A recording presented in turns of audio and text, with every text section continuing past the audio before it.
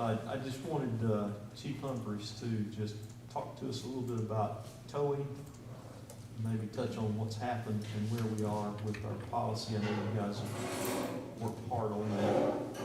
I think you and Dean Givens and Chief Wakecaster have been working on that too. So. Yeah. We had an incident probably 2 or 3 weeks ago now. Reserve Officer Lee Edwards was towing a boat, and the rope that we've used for years, and actually the carabiner that the rope is attached to, failed. It broke loose and it struck the occupant of the boat we were towing. It struck her in the face. Touch and go her for a while, thought she was going to lose her eye. Officer called me from the scene. We did a report on it, and he sort of made us start thinking after that. To be honest, we've been here 20 years, and I walked in day one, it's just something we did, was tow boats, no policy. We just hooked up and went with them when we got called. Based on that incident, the officer was shook up pretty bad to the point he's retired. He actually retired from our agency, but he at that point was talking about just getting out completely. So after that, I got together with Dean Givens and Dustin Wakecaster. We started researching to see what other agencies do, and interesting to find that most agencies don't tow. Actually, none of the ones that we contacted tow. And a lot of them said based on the reason what happened to us. Then we got in contact with Amy Wisnut, who's the risk manager for the league, and she highly suggested that we don't practice any further towing. And I understand that because this lady, and this was significant, the pictures are pretty bad. We went and took pictures of her in the hospital, and could have easily been killed. So with Amy Wisnut, along with the suggestions from the Dustin and Dean, we put together a policy where it's basically a no-tow policy, but we also implement things that we thought in our mind could come up, such as emergency. If we have a bad storm on the lake, we don't want to just leave them out there. So we developed more of a transport. We'll go out and get the people off the boat, put them on ours, and transport them back to shore, secure their boat the best we can. We've been talking about an anchoring system. Hopefully they've got an anchoring system, but if not, we talked about putting an anchor with a rope on the boat for them situations, which should be rare. Like I said, I've been here 20 years, and I can't recall maybe a handful of times that we've had to go out in them type of situations. But just something, a fallback if them situations arise. Put this together, I've sent it to Amy Wisnut, and she is happy with what we've developed. I've also sent it to William Morgan to make sure all the legal terminology is correct, because Amy had suggested even for the emergency extractions to do a waiver. And I developed a waiver as well, and sent it to William, which he liked, and sort of pointing out, presenting it to Shannon, and then presenting it to y'all for y'all's suggestions. Well, obviously, it's something that happens. I've towed lots as an individual, Mostly me, but. Well, I wasn't gonna say that, but he did. But, it's, this is obvious that it can be an issue, and, I don't want it's not like we're somewhere where we've got Towing USA, these companies that's what they do, A lot of, especially on the coast and all, they've got these call records, just like the towboat. But, obviously we don't have that here. So it can be an issue. I guess the best thing is you just get them to the shore, tie them up somewhere until you can call, whoever their mechanic is or whatever to be able to come pick them up. One of the things we did is reach out to Mark Helms, thinking this could be a business venture for someone. And he's actually helped us with a tow since then. He said he's gonna look at his insurance and so forth and make a decision on that. He's not come back with a firm, yes, that's where I'm gonna proceed, but. His former insurance agent would be real important that he check with his insurance. That's good. And that way we're kind of shifting the risk to the private sector, and that's what the private sector does. It takes risk on for profit, and there could be an opportunity there. It could be You know, it could be those guys, it could be lake lure tours. I mean, it could be anybody else who has a presence, commercial presence on the lake that could possibly tow for compensation. And that way, we're out of the game. They take the risk, but they also take the profit. That's how the private sector works, so. We talked to Lake Lure Marine as well, and they said that they would, but only if they were already on the lake. They don't keep a boat here all the time. Are we, do we have a liability issue or an insurance issue right now with that young lady? How's she doing? What's the follow-up? Last I heard, she hadn't filed a claim. Okay. Is her eye recovering? Do we know? The last we heard, she was in a lot better than that day. It looked like she wasn't gonna lose her eye. I talked to Dustin, who's our safety officer, you know, we was thinking about reaching out to her. And, he said it'd probably be best for the adjusters, let them follow through with that. So we've not made direct contact with her. But the adjuster did tell me that she had not filed a claim as of yet. So, there are times that pulls at our heartstrings a little bit when an accident happens, but when you're working with insurance folks, they say, look, we'd just rather you guys not. We'll interface, we'll talk on your behalf, we'll express, you know, your sympathy and regrets, let us handle it, and so that's what we've been doing. Chief, is there anything significant you'd like to report on? I know you're working on some other things too. Talking about the, permit violation stuff, me and Dean's also working on a class, put together. Update the current full-time officers and, make sure that our reserve officers, know our main agendas and just a refresher for all the way around. And we're trying to put that here in schedule and so forth. What is the schedule of when you, just weekends when you have a reserve officer out and none during the week or? None during the week, we go out and patrol, full-time officers. Full-time officers, yeah. And the reason we utilize the reserve officers on the weekend is we can focus in primarily to the lake. Where the full-time officer, a lot of times he gets out there and then he'll get a call. And just have to come right back out. Where these can put numerous hours on the lake because that's their whole itinerary for the day. Well, they've got plenty to keep them busy on the weekends when they're out there. Oh, yeah, that's all. Any wise words on the noise ordinance you've been working on? Been doing some work?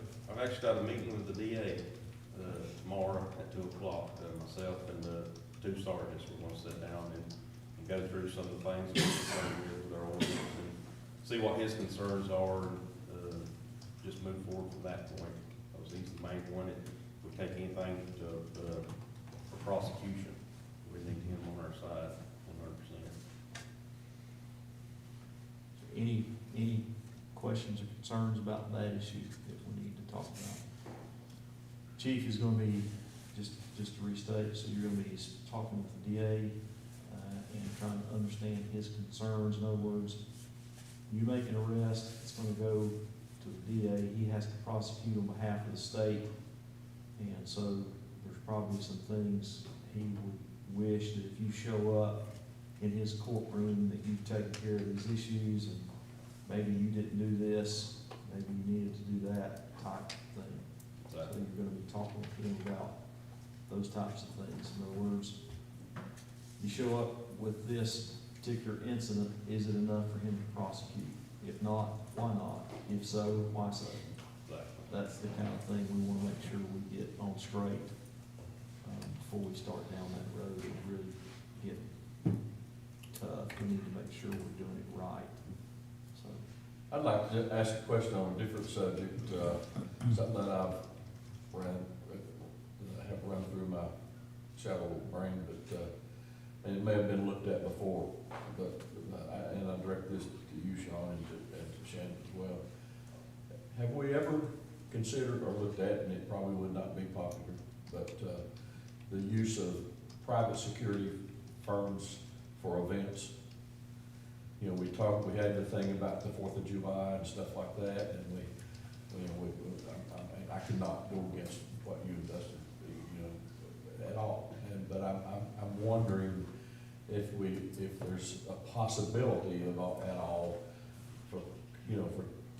of the use of that, which would be the financial responsibility of whoever was the event.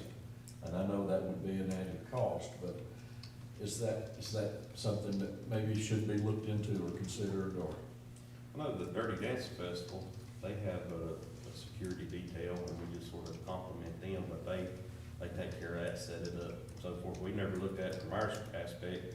I always called the Sheriff's Department Highway Patrol, try to elicit more help, and they can usually send one at the most, because it's a busy time of year for them as well. They always apologize, and they will, we're busy with events as well, but they usually can send one to compliment our course. But we've not looked directly at a security detail. And it might not even work, but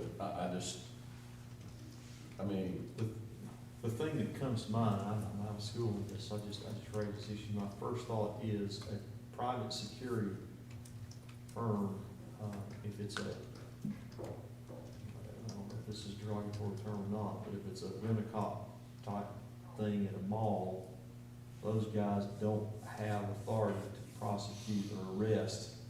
And so if it's private property, they can say, hey, I'm an agent on behalf of the private property owner, and I'm directing you to leave.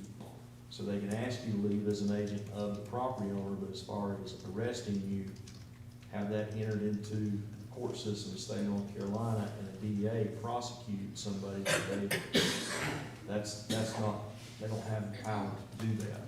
But what event owners could do is they certainly could, they could pay an off-duty officer to work a festival and pay that person, and then that person working under the chief's authority could make an arrest in that scenario. Is that correct, Chief?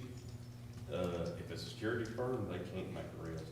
No, if they hire an off-duty officer. Yeah, okay, I'm sorry. Yes, if they are off-duty officer, yeah, we've still got the full power of arrest. and that person could be more for traffic control and crowd control and stuff like that, where the officers are still be able to be on the road and accessible for other accidents or incidents where they're needed. Sean, if you have, if someone's having an event and they want an off-duty officer there, do they contract with the officer directly and pay him or her directly, or do they go through whoever that officer works for and pay them where their, all the payroll expenses are covered as well? They go through, well, they basically go through me. I've got a contract, they sign off on it, but they pay the officer directly. Okay. Okay. So it might just be something to think about. Yeah. And look at, and So could a festival owner hire an off-duty sheriff's deputy? And that person could come to work, that have powers of arrest, and they could work under your umbrella? Yeah, they, actually, La Strada, for the last couple of years, they're sheriff's deputy during the 4th of July, just because of the 4th of July that we talked about last council meeting. You got something going on there. And they actually contacted me out of respect, which I appreciated, and said, I'm sure y'all are busy enough. I said, you're exactly right. We can't afford to hire out anybody to you. Everybody's on deck, on board. Patrick, have you ever used them at the inn and Yeah, stuff? we don't, not at the hotel, we haven't needed to. Well, I take that back, we've had a couple of family dynamics at a few private events, and they've asked for a security guard. We don't require it, but we've had a couple that asked for it, so. For Dirty Dancing, we have hired them out. We had Byron and Schufer did it a couple of years ago for us. We paid them directly. Could Dirty Dancing hire an off-duty officer from the town of Spindale to come up and work with that? They couldn't. No, because they have no jurisdiction. Their jurisdiction's only in Smithville. So it could be sheriff's deputy, or it could be a town of Lake Lure officer that they could hire and pay for directly. Would you do a contract with the sheriff's deputy or not? No, they would, it would be between them and the sheriff's department. I would sort of just facilitate. Okay. That's like, Rumman Balls hired 2 of our officers, reserve officers for the event coming up. And actually told him, I said, if I can't pull someone from our own department, I can reach out to the sheriff's department. And we sort of run it like that as respect. Goes through the local agency, and the sheriff's department has, you know, this entire county's their agent. The sheriff's department wouldn't be as limited, I wouldn't think, as we are either. They could probably send more than one or two or three, or, you know, for an event like that, and not stretch us Yeah. locally. So a healthy discussion, I'm learning too, so I'm hearing that if we have a reserve officer, if we have an off-duty officer that works for the town, they can be hired out, has to be a contract, chief, you got the contract. Or it could be, an off-duty sheriff's deputy, or it could be a reserve for the sheriff's department that could be hired. So there are options there for festival owners to pull security in, that they then have the powers of the rest. That would all need to be coordinated through him, wouldn't it? Now, the sheriff's office has reserve officers like you do, Yes, sir. I guess. Is there a good supply out there? That's not the right word, but, you know, is there, Qualified individuals? yeah, qualified individuals that want to do that? I guess it depends on, you know, Fourth of July, I guess, is always gonna be tight, but for, like, you know, any of the other festivals, whatever's going on, they could. I'm not familiar how many reserve officers the sheriff's department has, but they can also pull from officers that's not on duty that day. That's, a lot of times, that's what we'll do. If an officer's not on duty, I'll actually go to them first, and give them a chance to make that. Earn the income. Yeah, and if none of them, you know, if they've got prior plans, then I'll go to reserves. So they can actually pull from their full-time staff as well. Maybe you could, get with the sheriff and just get an idea for your information and ours too, of how many possibly could be available if needed. Then if we have an event that asks, we'll know the answer to that. Is it a set rate, or do they negotiate it based on Ours is maybe how, $25 what the an demand hour. is? And I think that's pretty much It's what, $25 an hour. uh-huh. And I think that's pretty much the going rate for off-duty officers. So I imagine a process for permit approval for events, going before council approving that permit with the condition that X number of, officers be hired to provide security. I mean, you could do that. That would just guarantee that the festival doesn't pull on our own officers or pull them away from other incidents in the community. But that type of thing could be added to the permit process, and therefore we don't incur the cost, or we don't place other folks in jeopardy because of a festival. So it's just options. I think, Patrick, to think about. at the hotel, your contracts, do you ever require a security person? Not for private functions, because they're usually under 150 people, and they don't know each other. The three times we've done it was a client request to us, and then they called Sean, so I'm glad that he was there. Good. So They were also. My family all got together, you probably have to get 4 or 5. So while we're on the topic, Dustin, can your folks do the same thing? Can they hire your folks? Yes, we've got a fee schedule that we go by, and they can, for instance, if Patrick has a wedding and they want fireworks, they have to pay for a fire inspector, apparatus to be on standby if they want that. It just gets a little bit tricky about what's required for them to have and Yeah. what they're requesting. Right. I think another thing that the town needs to look into is, and it'll be probably up to me to look into it, or Sean, is that we have some crowd control and management training. And then that'll kind of give us an idea based off of that, how many officers we would need based off the size of the event. Good idea. Yeah, it'd be good information to have. The fire department personnel, they have no police, responsibilities or, No, the only fire department personnel that has any kind of enforcement capabilities is myself and Chris Melton, and we only have enforcement capabilities as far as the fire code is. As well.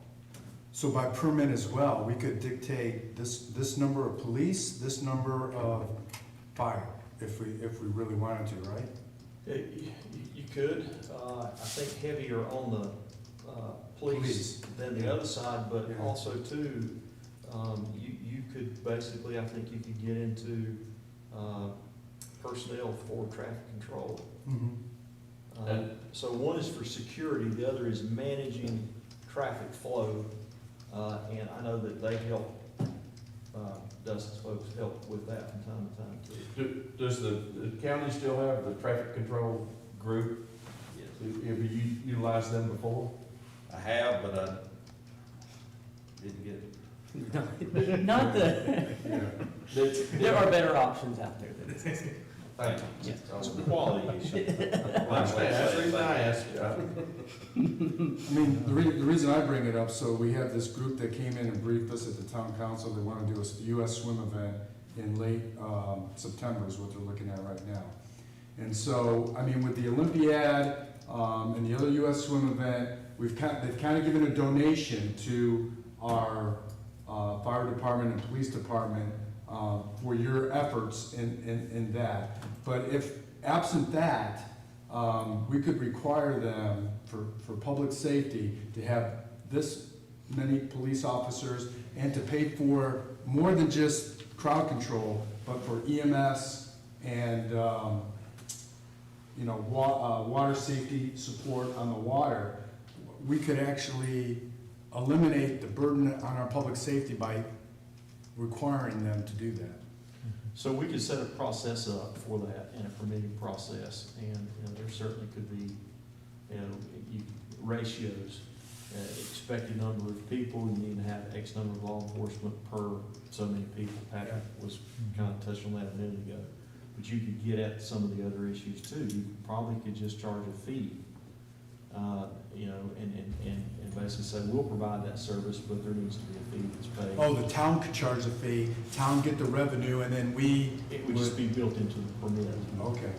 So there's different ways we can do this. Yeah, I think we need to have that, because I Yeah. think that kind of request is gonna be there, and I think we're done with the days of just saying we'll absorb it, I think. And Yeah, so, I don't want to get into a situation of not being a part of those things, and I don't want the festivals and stuff thinking we're trying to put a burden on them, but we have to realize we have limited resources on a daily basis. And we can't pull our limited resources off necessarily for a special event, and which, could be detrimental to the normal operations and the safety of our citizens. That's my thinking about it. So we are talking lots about events, and right over there sits our events coordinator, Laura Creasy. Any thoughts based on what you've heard?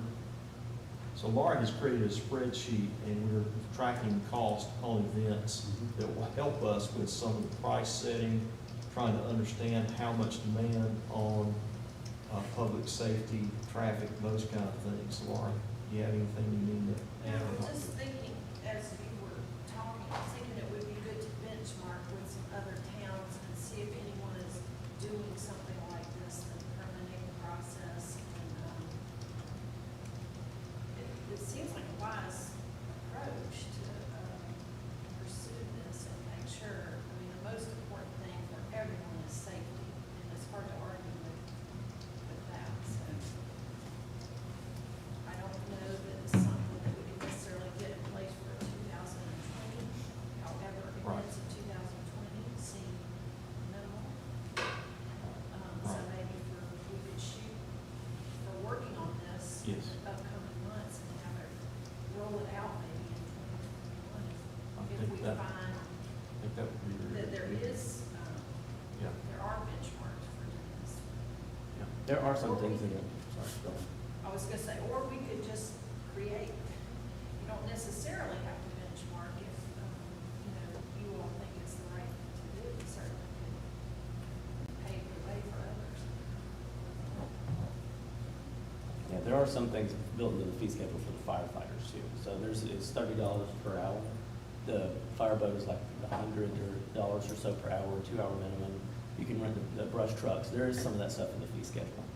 Because we were looking at that for that one, we had the wedding, did fireworks October a few years ago on the beach. so He spent a lot of we need money. to exercise that. I don't think we have been, I think we've just kind of letting it go, but I think when they present a plan, then we need to include that in there. Laura's cost evaluation model that she created is moving us in that direction, where we can track our own cost, and so that we can start moving that way. So we're headed that way, baby steps, but we're beginning to move in that direction. So methodically and slowly. Chief, is there anything else on your mind you want to share with us? Are we doing okay? Are we behaving? Us? Okay. Thank you very much. Thanks, Chief. Thanks, Sean. So, We don't have any statutes to worry about, do we? No, Chief Whitecaster. they tried to get one at Patrick's Way 2 years ago. Tommy Hartzell tried to get one made. $60,000 bronze Swayze. Just wanted Chief Whitecaster just to come talk to us a minute.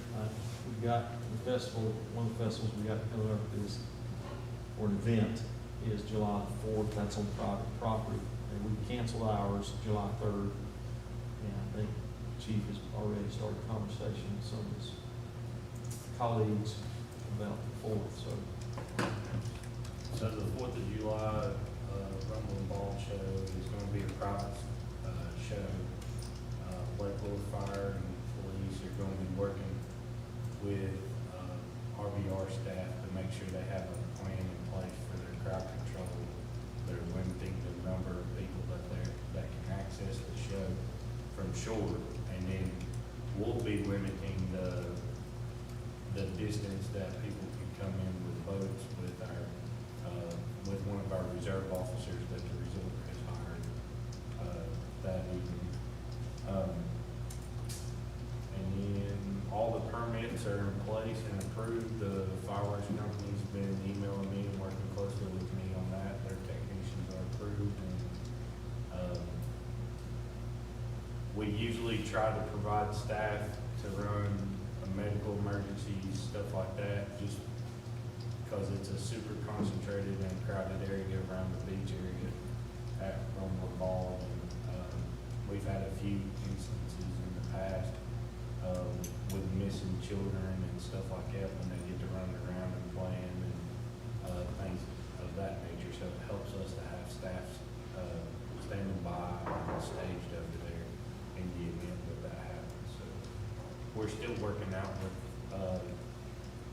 Rumble and Ball security from the time the, fireworks permits were submitted till now. They've changed the head of that organization.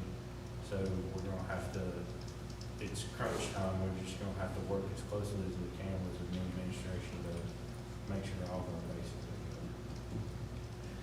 You say, that you guys are gonna monitor some way the folks that are watching from the lake?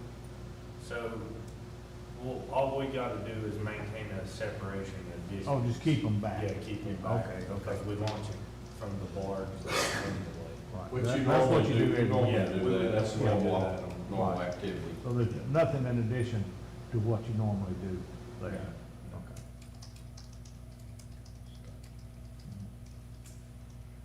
That's it. Anything in the fire department that's on your mind? I mean, there's a lot on my mind, but, Leave the part that includes spending money out. Yeah. No, the COVID, state of emergency is still in place. The mayor and I have conversations about this a lot. And I'm just working with the county emergency management. Our governor is back and forth right now on his decisions on whether or not he's wanting to keep it in place, if he wants to do away with it, he keeps wanting to extend it, or. Isn't he supposed to He make don't a know. statement this week? Supposed to. Supposed to. I heard it was gonna be yesterday, but I've not heard or seen anything from his office yesterday. We'd know it if it had happened. Yeah. I do know the city of Greenville, South Carolina, voted yesterday that they're requiring all people inside the city limits to wear a mask when they're out, and there's a $25 fine if you do not do so. I think that's more in stores and things, It's in the store, yeah. and not necessarily on the street, Right. but in businesses and stores and things like that. So Well, we got a lot of stuff going on with that, so How are we doing?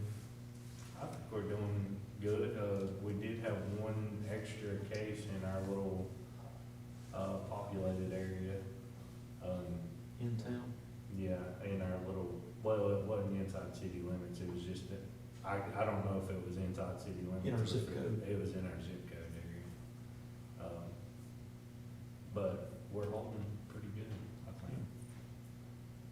Any thoughts about beach or Morris Park or activities that you're seeing here, concerns? Well, I just know that there's a whole bunch of concerns on the weekend.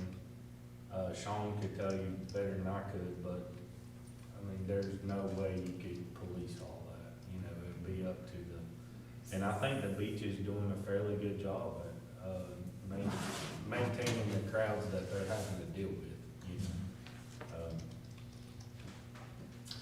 I have. Nightmare, isn't it, Patrick?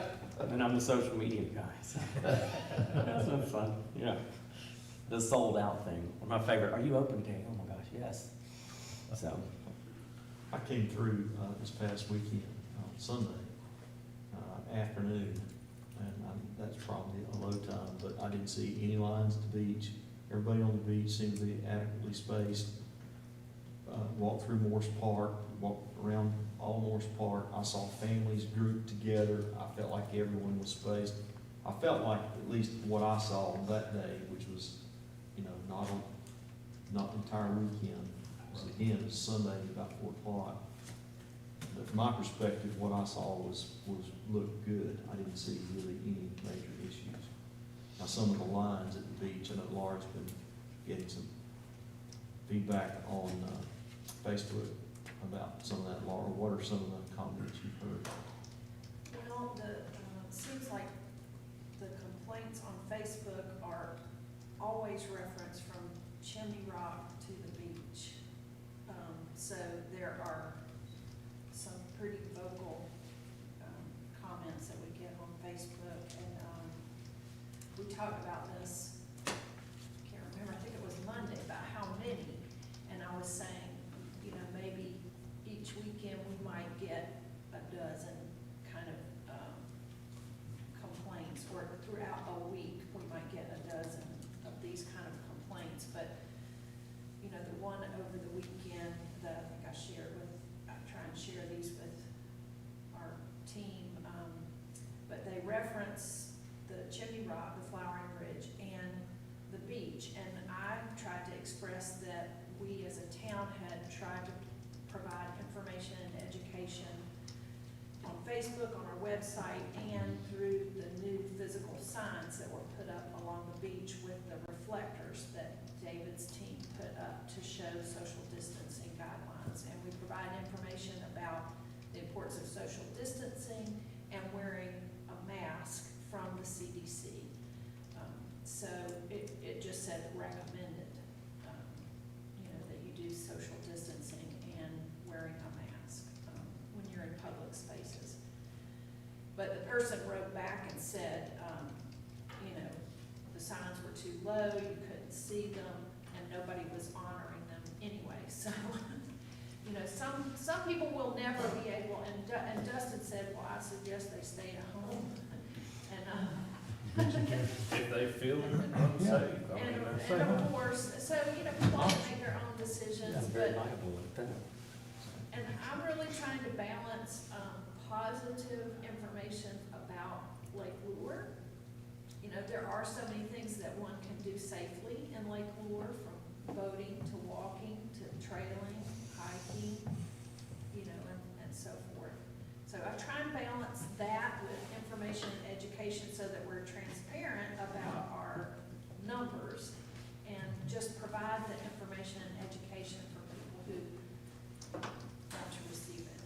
And that's a full-time job for Laura, is trying to educate folks that we don't have any control over what Chimney Rock does, you know, as far as their social distancing and all that stuff. Well, you have to always realize too, there's people you're never gonna please, That's no matter what you do, no matter what you say.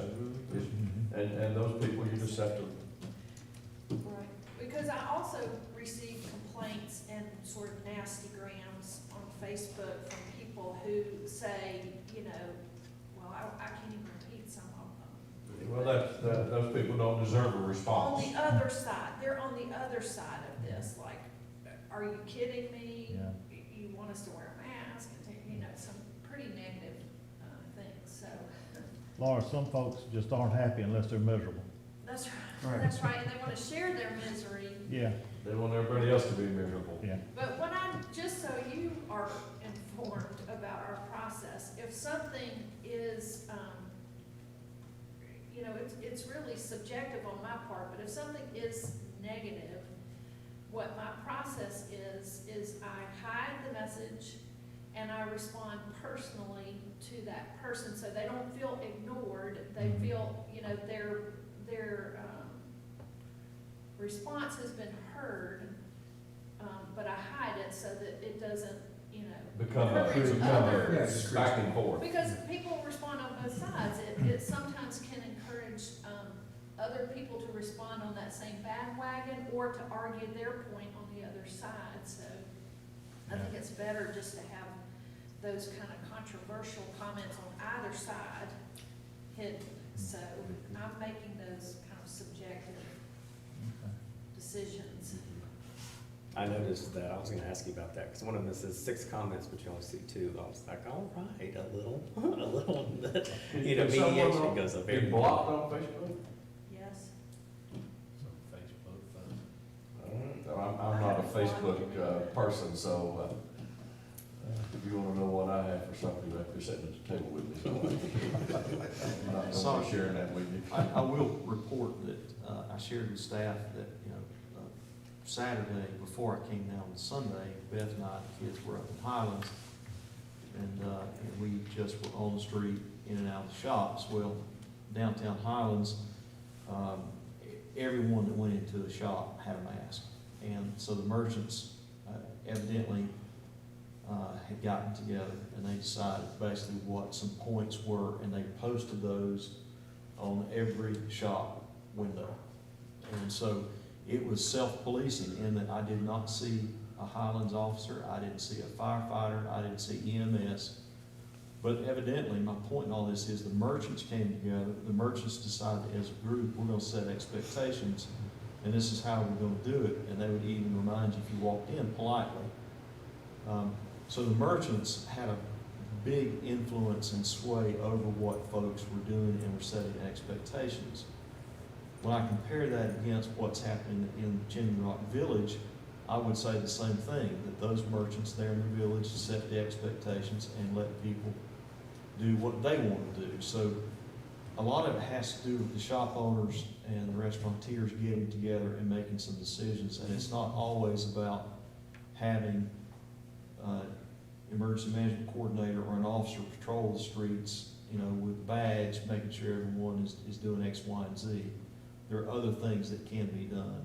But as a whole, when I came down here on Sunday, I was very pleased with what crowds were doing and how we were handling our situation. The folks up the road, they get to decide how they want to do it. And those are 2 separate jurisdictions. And we're having a blood drive July 22nd. July 22nd, and it's my understanding that they'll test for antibodies to the coronavirus, just to see if you've had it or whatever, if you make a blood donation. I think that's good, right? It is. Antibodies. They're testing all blood, it's my understanding. And then if Oh, you that's want the interesting. results, you have to log in and to your donor portal and get them. They're not sending them out. So you have to get blood first before you get the test, right? Yes. That's right. And I think Blood Connection's also doing it June, July, and August. And then there's free COVID testing at Rutherford, Rutherford County Health Department today from 10 till 12. So they're 20 minutes in. Chief, anything else? I think that's it. Any Unless y'all big- got something. Any big rescues, any action with the state park, anything going on? We had a trail rescue last week. A couple left out at 10:30 in the morning. dispatchers, for some reason, I've got to get to the bottom of it, it really delayed our response to the folks on the trail. For some reason, the dispatchers gave it to State Parks. State Parks was trying to fumble around with, well, whose jurisdiction is it in? Is it in Lake Lure? Is it in State Parks? It was on the Wheat Patch Mountain Trail. So the very northern tip of that trail is in State Parks jurisdiction. Come to find out, it was in our jurisdiction, so we responded. I requested Fairfield to go with us. We went up there.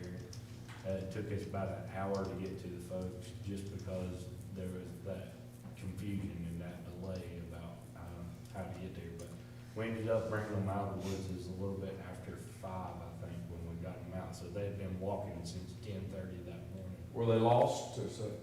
They knew what trail they were on, but it was an elderly couple, and they thought they were on the Loop Trail, and they would actually got off onto the Wheat Patch Mountain Trail. So they was more than halfway to Eagle Rock and was incapable of walking Yeah. the distance back down, so we had to go get them. And yesterday we had I wouldn't call it a water rescue, but for technical definitions it was, the lady was trying to get into her kayak and she slipped, dislocated her shoulder, and was still in the water when she dislocated her shoulder, so she couldn't get out of the water because she couldn't put no pressure on her shoulder to get up out of the situation, so we had to go take care of that, so. Dustin, you know what, Daniel Boone said when somebody asked him if he had ever been lost out in the woods, always wandering around the woods? He said, no, I've never been lost. I've been bewildered for up to 6 weeks at a time, but I've never been lost. He knew right where it was at. Well, I think the stories you just heard, they just almost every other day, they're out doing something, taking care of the community, and we just don't hear about it. You know, the community doesn't realize how much time and effort they're putting into the work that they do. But it's certainly appreciated. Dustin, how do you get into the trail? The G trails, or do you take an ATV? How do you get in there? Which trails? Well, Wheat Patch Mountain. Wheat Patch Mountain, we have emergency access points. Yeah, like the So- G trails that go in there? Yeah, and then the Party Rock Fire helped us out a whole lot. Yeah, they built a Because bunch of them. Dozer ones, Yeah, but we used a new ATV that y'all approved last year. yeah, yeah. And, we covered, 4.5 miles, last Thursday to do that, carry-out extraction. Yeah, good. So, we have 7 different 6 or 7 different emergency access points, and, 1, 2, 3, and possibly 4 is in our district. And then the rest of them are in On the Buncombe northern County end, yeah. or the state parks area. Thank you. And Dana Bradley, you guys call Dana Bradley, who's the new hire in Parks and Rec, was director for ROC, and she knows that Wheat Patch Mountain Trail pretty good. And she actually got a taste of what we have to deal with, last Thursday, because they were on the phone with her. And they told her that they were on the Loop Trail, and then Dana told me the mile marker that she said they were at, and I was like, there's no way, the mile markers don't go that high on that trail. Right. And Dana's like, yeah, I was thinking about that. So anyhow, somebody called for help.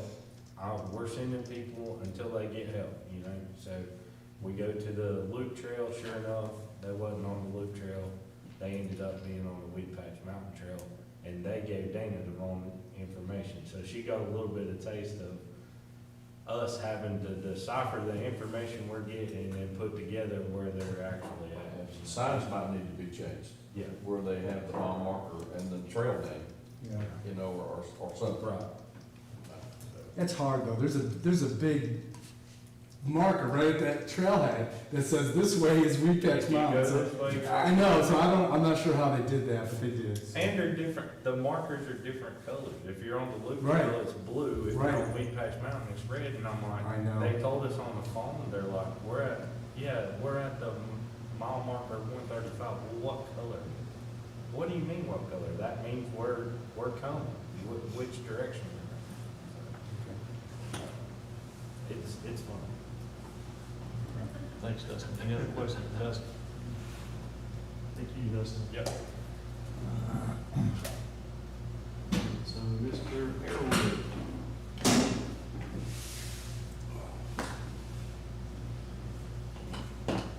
So we had a, as you guys know, there was a small landslide, small large wreck on Burke Ridge. David, you want to give us the latest on that? Talk to us about it. That, as I told you before, has been turned over to the league insurance. They've been dealing with that. They did call in BLE, geotechnical guys to come in and give some expertise on that. I don't think they have officially made a decision yet, but I did talk to the adjuster last Friday, and he told me he should be contacting us sometime this week. But basically, what I gathered from him is when you put those rain totals over those couple of days together, you had a 100-year event. And so it kind of appeared they were leaning in that direction. He did not specifically say that. But in lieu of all that, we've had a lot of rain. Every ditch in town needs attention. Even before that, we had actually got out and started making a list of ditches that need to be cleaned, and we're out every single day ditching streets around town, documenting what we're doing, because there's a lot of it out there, a lot of it needs to be done. A lot of it probably has not been done in years, from what I'm seeing and what we're doing. But we are every day going street to street, cleaning culverts, cutting back limbs, digging ditches, and we're documenting.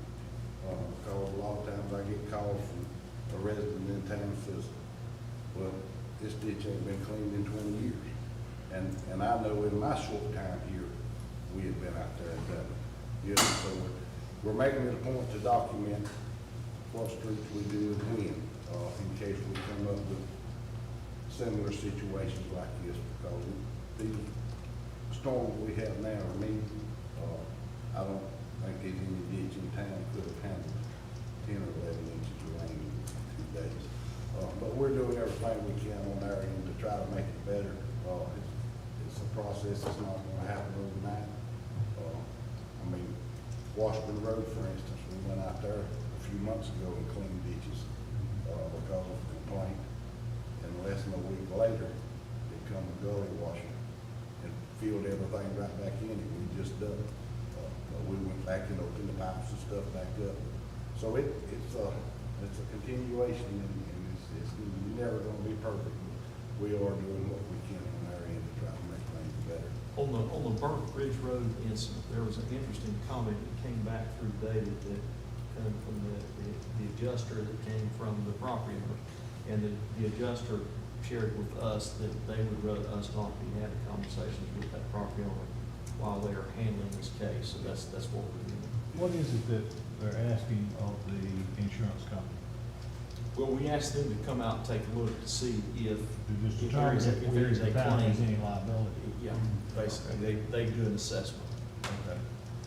And so there was a comment that was made that we thought was very interesting, that the insurance adjuster said, well, the property owner is saying that the town had promised to make some adjustments to the way the road shed water when the road was going to be paved. And so they asked David, did you, or anybody with the town, as far as you know, make that sort of overture or promise to any of the property owners on Burke Ridge Road that we would go out and pave, and when we did that, we'd turn water away from certain properties? And David, your response was? No, I have not made any promises to anybody. The only conversations I had ever had out there was with a previous commission, which concerned cleaning ditches and extending a drain pipe that went under road, which we did. I was then asked by the adjuster if he called and talked to this previous commissioner, what he would say. I said, I cannot speak for him. I don't know what he would say. I said, but I'm telling you, I did not make these prices.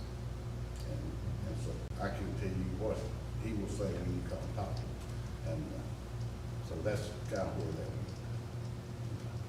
So it's in their hands, and so we'll let the league, decide whether or not there's any liability. So they're David, working on it. what is the town's position on water control on our streets? And I use Neighborly Drive as an example of that. Right. I mean, it all obviously ends up at my house.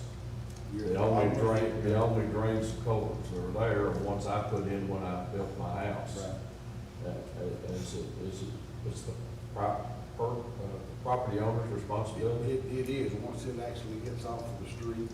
When a street is established, they normally go in and put pipes under the road or whatever when the road is initially built. But once that pipe ends and comes out from under the road, then it becomes the property owner's responsibility at that point. So in other words, your lot, for instance, if you were gonna go out there and build on that lot and it was empty and the pipe dumped out right where your front yard would be, then it would be your responsibility to put in some kind of erosion control plan or stormwater system to redirect that on down to the lake or whatever to make your lot buildable.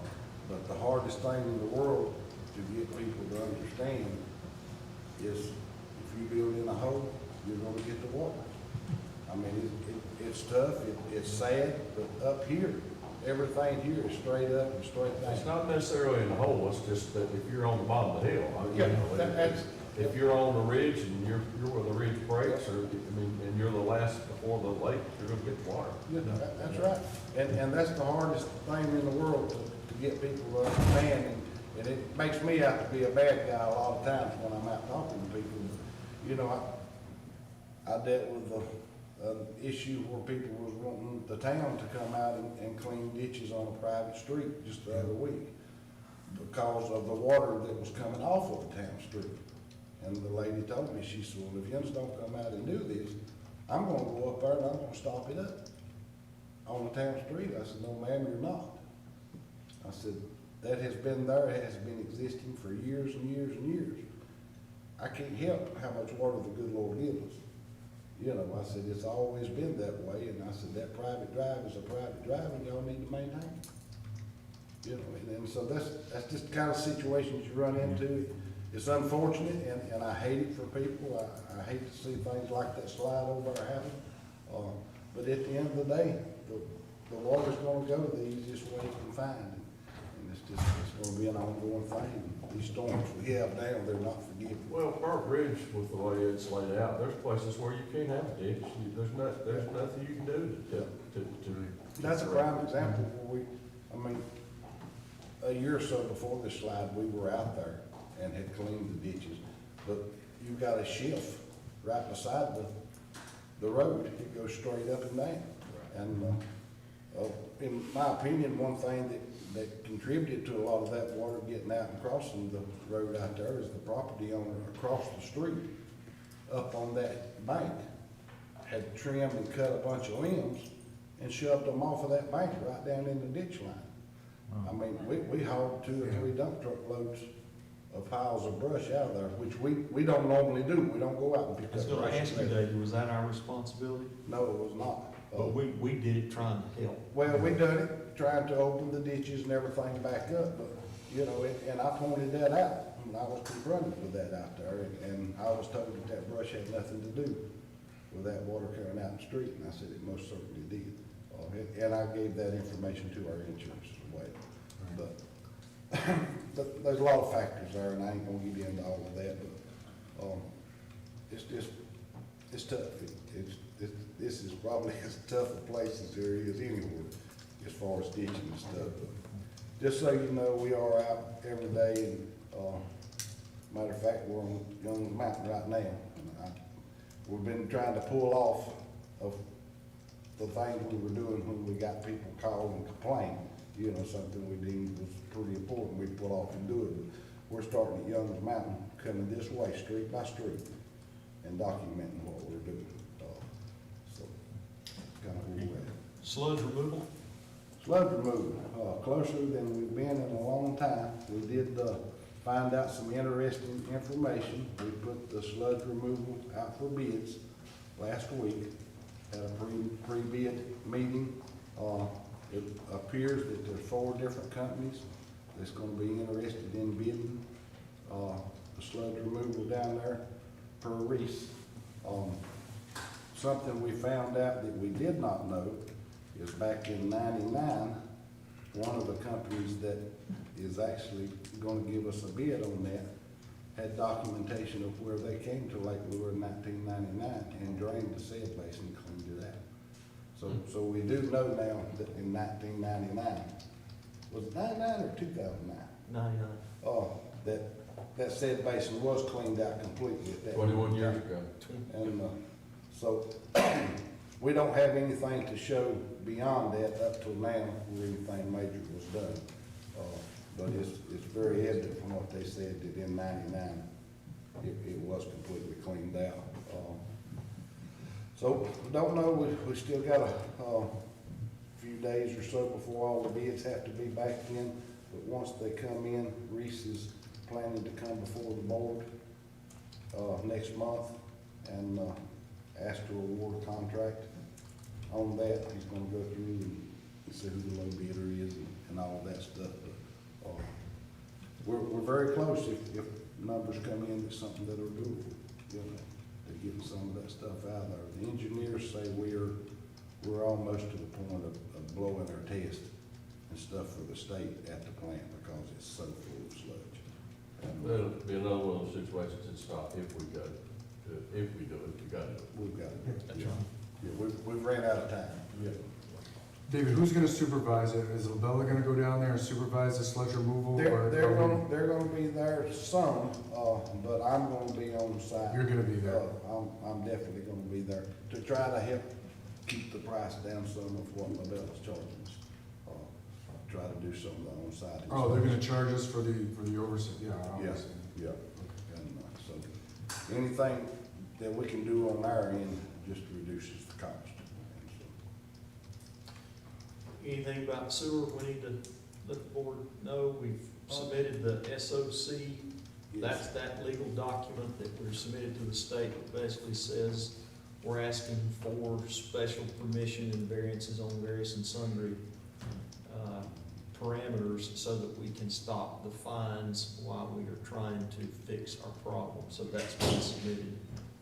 We may revise that a little bit based on the low-level outlet or the sewer access drain, Well, we're so that we don't, having weekly meetings now, with Labella as well concerning the project, and, which I think is great, because every meeting we've had, there's been some different ideas come up, some different thoughts, that maybe have not been thought about up to this point, and all of that stuff's being interjected into, the design and the ideas, and I think it's great that everybody's getting together every week like that, and, cause it appears that they're, crossing every T and dotting every I, as we go through this, so we don't get back in a bad situation like we probably have been in the past.